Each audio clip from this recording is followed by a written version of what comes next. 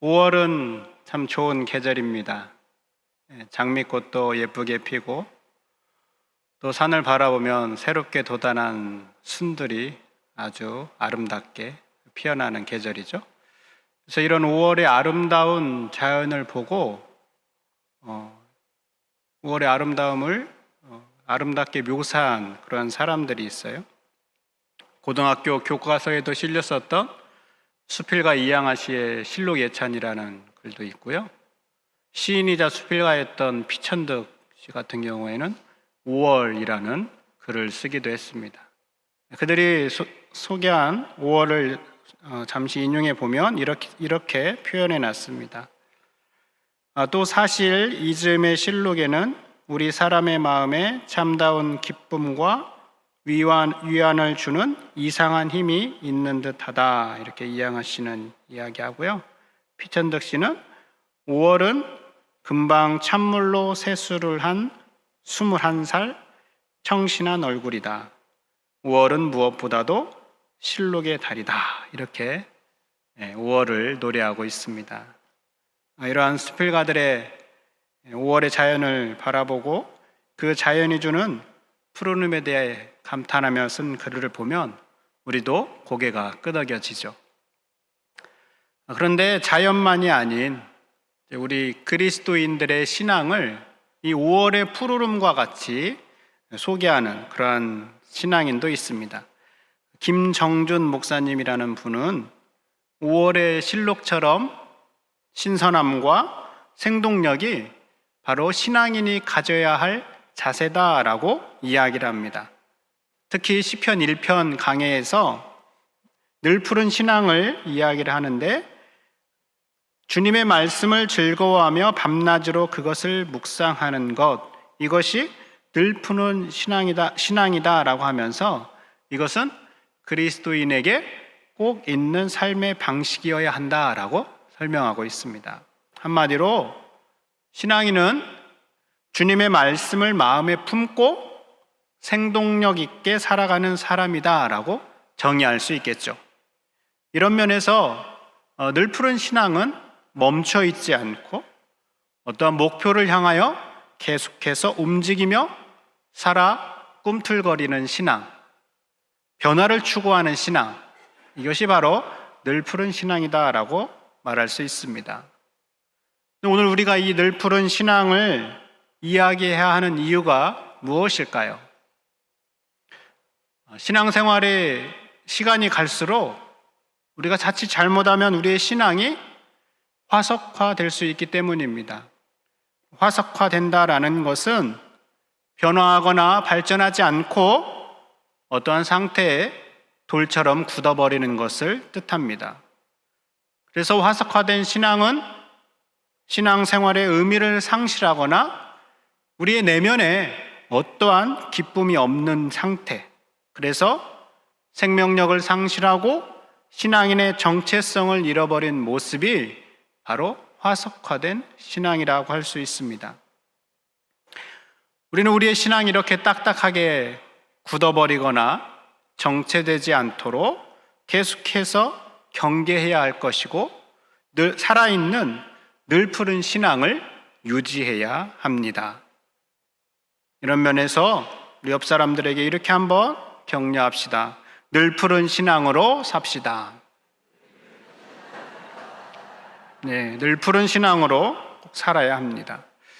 이런 면에서 오늘 우리는 변질되지 않고 올바른 목표를 향하여서 계속해서 꿈틀거리는 신앙으로, 어떠한 역경이나 고난에도 정체성을 상실하지 않고 견디어내는 늘 푸른 신앙을 보여준 한 사람을 보게 됩니다. 바로 여호수아와 동시대의 시간을 살았던 갈렙입니다. 이 갈렙이 어떻게 늘 푸른 신앙을 유지할 수 있었는가, 함께 살펴보기를 원합니다. 하나님께서 이스라엘 백성들을 이제 출애굽시킨 후에 약속의 땅 가나안을 향하여서 가게 되죠. 모세의 후임으로 세워진 여호수아와 그 가나안 땅의 정복 전쟁을 이제 계속해서 수행해 나가는데요. 여리고성을 점령하고 또 아이성도 점령하고 가나안 땅에 대한 정복을 훌륭하게 수행해 나가죠. 이렇게 해서 어느 정도 큰 전쟁이 끝난 후에 여호수아와 함께 했던 갈렙이 여호수아에게 한 가지 요청을 합니다. 그 요청의 내용이 우리가 함께 읽은 12절인데요. 12절의 말씀을 우리가 다시 한번 함께 읽어보겠습니다. 시작. 그날에 여호와께서 말씀하신 이 산지를 지금 내게 주소서. 당신도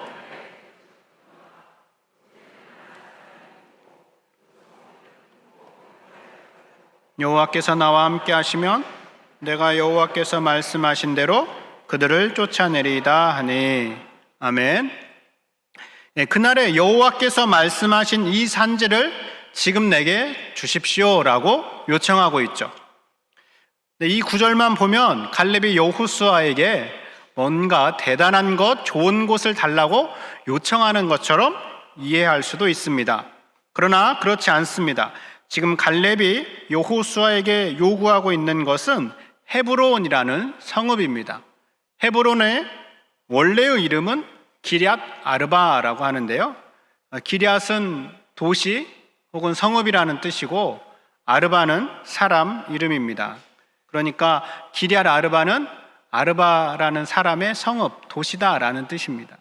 이 아르바는 아낙 자손의 시조가 되는 사람인데 성경에서 아낙 자손은 모두 이스라엘 백성들보다 큰 거인 족속으로 소개되고 있습니다. 그러니까 큰 거인 족속들이 살고 있는 그 성읍을 달라라고 갈렙이 요청하고 있는 것이죠. 갈렙이 지금 장대한 아낙 자손들과 그들이 만든 견고한 성읍이 있는 헤브론 산지를 요구하고 있습니다. 살기에 적당하지 않은 산지와 정복하기도 어려운 견고한 성읍을 달라고 여호수아에게 갈렙이 요청하고 있는 것이죠.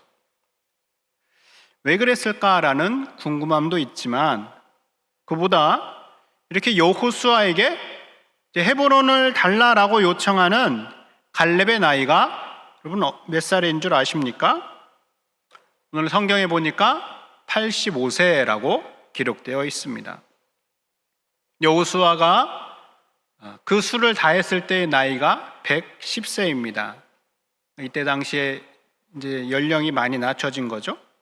그러니까 갈렙이 몇 살에 죽었는지는 모르지만 여호수아의 죽을 때의 나이를 기준으로 본다면 85세의 나이는 적은 나이가 아니죠. 많은 나이입니다. 나이가 많다라는 것은 어떠한 의미가 있을까요? 오늘날 우리가 의학의 발달로 100세 시대, 100세 시대를 이야기를 하는데요. 우리나라 현행법상 만 65세 이상이면 노인에 속합니다. 학자들은 65세 이상의 노인에 대한 특징을 몇 가지로 이야기를 합니다. 첫 번째, 신체적으로는 만성 질환을 가지고 있습니다. 안 아픈 곳이 없다라는 거죠. 한 군데는 기본적으로 아프고 두세 군데 아픈 곳이 있다라는 거예요. 또 자꾸 잊어버립니다. 시골에 계신 저희 어머님께도 제가 어제 전화하고 오늘 또 전화를 드리면 야, 왜 어제는 전화 안 했냐? 이렇게 저에게 질문하십니다. 손에 들고서도 핸드폰이 어디 있는가를 찾게 되는 것이죠. 또한 정서적으로는 잘 움직이려고 하지 않습니다. 한마디로 수동성이 증가합니다. 또한 노인의 특징 가운데 하나는 자기가 해왔던 옛날 방식을 고집하고 자기 방식만이 정답이다라고 생각합니다. 안정을 추구하고 변화를 싫어한다라는 것이 학자들 간의 동일한 의견입니다. 아마 제가 볼 때 우리 중에는 이런 분이 한 분도 안 계신 것 같습니다. 시대의 차이는 있겠지만 85세의 갈렙이라고 한다고 갈렙이라면 이러한 노인의 특징이 없었을까요? 광야에서 40년의 시간을 보냈으니까 이제 가나안 땅에서 안정적으로 자리를 잡고 편안하게 지내고 싶은 마음이 갈렙에게 없었을까라는 것이죠. 가나안 땅에 들어가면서 계속되는 5, 6년간의 전쟁을 했으니까 전쟁은 이제 그만하고 편히 쉬고 싶다. 이러한 마음이 갈렙에게 능히 있었을 거라는 것이죠. 그런데 갈렙은 지금 그렇게 하고 있지 않습니다. 꺼려하고 힘들어하는 곳을 자신이 싸워서 정복하겠다라고 말하고 있습니다. 여러분, 85세의 나이든 갈렙이 이 산지를 내게 주십시오, 내가 그 땅을 가서 정복하겠습니다 라고 이야기하는 이 모습을 상상해 보십시오. 갈렙의 모습을 상상해 본다면 85세의 나이는 단지 숫자에 불과한 것 같습니다. 여러분, 도대체 갈렙을 이렇게 만든 것이 무엇일까요? 시간이 지나도 85세의 고령임에도 불구하고 역동적이고 변하지 않고 진취적인 모습을 보일 수 있는 그 이유가 무엇이었을까라는 것이죠. 그것은 갈렙의 마음을 가득 채우고 있는 것이 있었기 때문입니다. 갈렙의 마음을 가득 채우고 있는 것은 무엇이었을까요? 40세에 가데스 바네아에서 모세를 통하여서 가나안 땅을 정탐하고 왔을 때 모세가 갈렙에게 했던 말이 있습니다.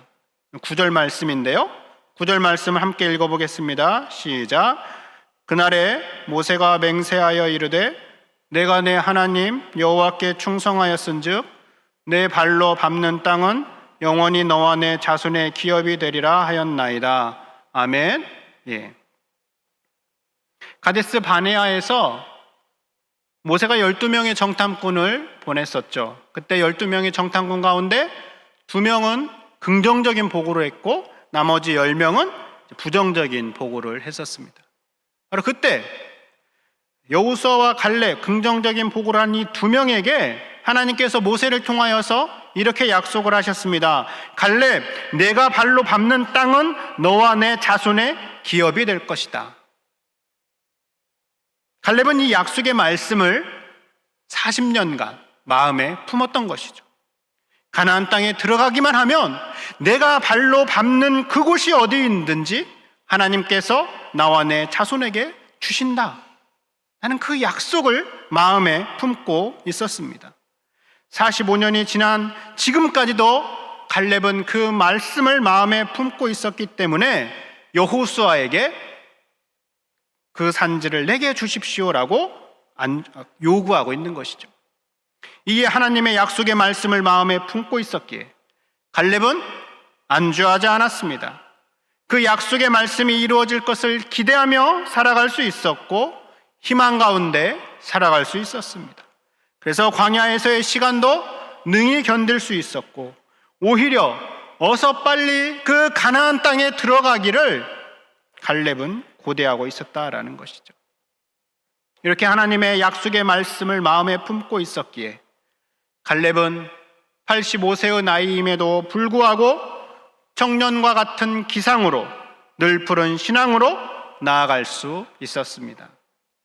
갈렙을 통해 우리에게 말씀하시는 바가 바로 이것입니다. 그러므로 여러분, 젊은 청년이라고 나이가 어리다고 늘 푸른 신앙이다라고 말할 수 없습니다. 나이가 많다고 늘 푸른 신앙이 아니다라고 말할 수 없습니다.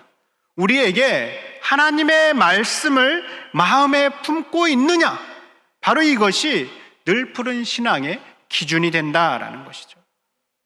그러므로 여러분, 정체되지 않은 늘 푸른 신앙으로 살아갈 수 있기를 원하십니까? 그렇다면 갈렙처럼 하나님의 약속의 말씀을 마음에 품기 바랍니다. 말씀을 마음에 품고 있을 때 우리는 늘 푸른 신앙으로 살아갈 수 있습니다. 그런데 갈렙에게는 하나님께서 주신 분명한 약속의 말씀이 있었죠. 내가 발로 밟는 땅은 너에게 주겠다. 이렇게 약속의 말씀이 있었는데 오늘 우리에게는 어떠한 약속의 말씀이 있는가라는 것이죠. 우리에게 주어진 약속의 말씀, 여러분에게 주어진 약속의 말씀 무엇이 있습니까? 우리에게 주신 이 성경 말씀, 이 자체가 우리에게 주신 약속의 말씀 전부인데, 그러나 저는 이 많은 말씀 가운데 오늘 우리 모두에게 주시는 또 하나의 약속의 말씀이 있음을 소개하려고 합니다. 요한계시록 21장 5절에 나와 있는 말씀인데요, 함께 한번 읽어보겠습니다. 시작.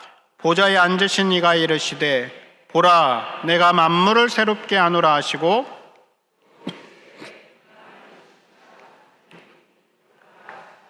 아멘. 어떻게 말씀하고 있습니까? 보라 내가 만물을 새롭게 하노라 라고 말씀하고 있습니다. 하나님께서 만물을 새롭게 하시겠다라고 약속하고 있는 것이죠.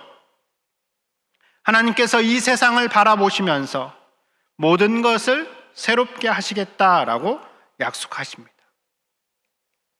어떤 사람은 하나님께서 이 세상을 새롭게 하신다고 하시는데 이 세상은 여전히 왜 이런가라고 질문하실 수도 있습니다. 확실히 우리가 볼 때에도 이 세상은 여전히 불완전하고 전쟁과 기아, 분쟁, 갈등이 여전히 존재하고 있습니다.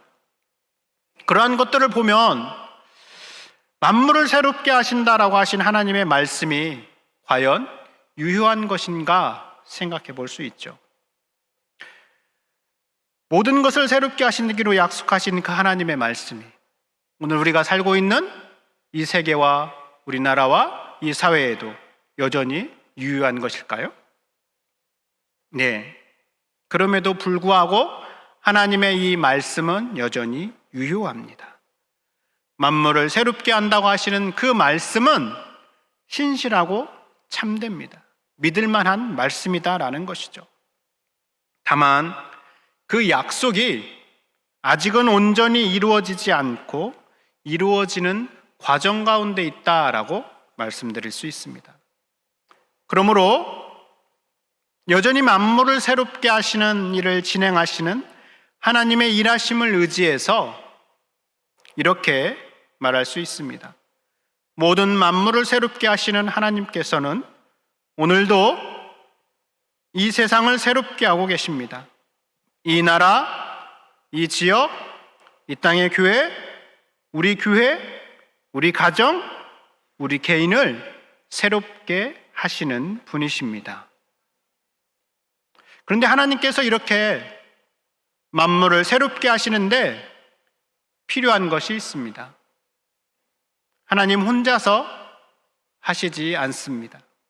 하나님께서 만물을 새롭게 하는데 그와 함께할 사람이 필요하다라는 것이죠. 하나님께서 모세, 여호수아, 갈렙을 부르신 것처럼 만물을 새롭게 하시는 일에 하나님께서 계속해서 사람을 부르시고 계십니다. 그 부르시는 사람이 누구일까요? 바로 저와 여러분인 것이죠.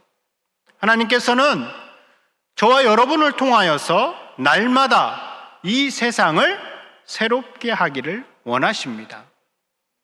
하나님께서 우리 안에 계시는 성령님을 통하여 만물을 새롭게 하고자 하십니다. 우리에게 주신 하나님의 영, 성령님은 하나님의 뜻을 이루시는 분이십니다. 하나님의 깊은 것까지도 능히 아시는 성령님은 만물을 새롭게 하고자 하시는 하나님의 뜻을 받들어서 우리의 손과 발을 통하여 그 일을 이루어 나가시는 분이십니다. 그러므로 우리가 이 성령님을 기억한다면 우리는 이제 이렇게 질문하면 됩니다. 주님, 내가 발을 디디고 사는 곳에서 나를 통해 새롭게 하고자 하시는 것이 무엇입니까? 내게 주신 가정에서, 내가 속한 교회에서, 내가 일하는 직장이나 사업터에서 나만을 통하여 새롭게 하고자 하시는 것이 무엇입니까? 우리가 이렇게 질문한다면 하나님께서 나만을 통해 새롭게 하고자 하시는 부분을 우리 안에 계신 성령님을 통하여서 깨닫게 해주실 것입니다. 우리가 그 깨닫는 것을 붙잡고 힘써 살아갈 때 우리는 늘 푸른 신앙으로 살아가게 되는 것이죠. 여러분, 우리의 신앙이 화석화되지 않고 늘 푸른 신앙을 유지하려면 갈렙처럼 하나님의 약속의 말씀을 우리도 마음에 품어야 합니다. 그리고 갈렙에게 주셨던 약속의 말씀처럼 하나님께서는 우리에게 만물을 새롭게 하신다라는 약속의 말씀을 이미 주셨습니다. 이 약속의 말씀을 마음에 품고 나를 통해 새롭게 하고자 하시는 것이 무엇입니까? 라고 질문하면 우리 안에 계신 성령님께서 반드시 우리를 통하여 깨닫게 하시는 것이 있습니다.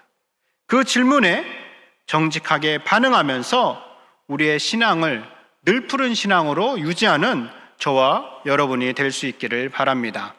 한 주간 동안 이 질문에 정직하게 반응함으로 하나님 앞에 늘 푸른 신앙인으로 생동력 있게 살아가는 우리 모두가 될 수 있기를 바랍니다. 기도하겠습니다.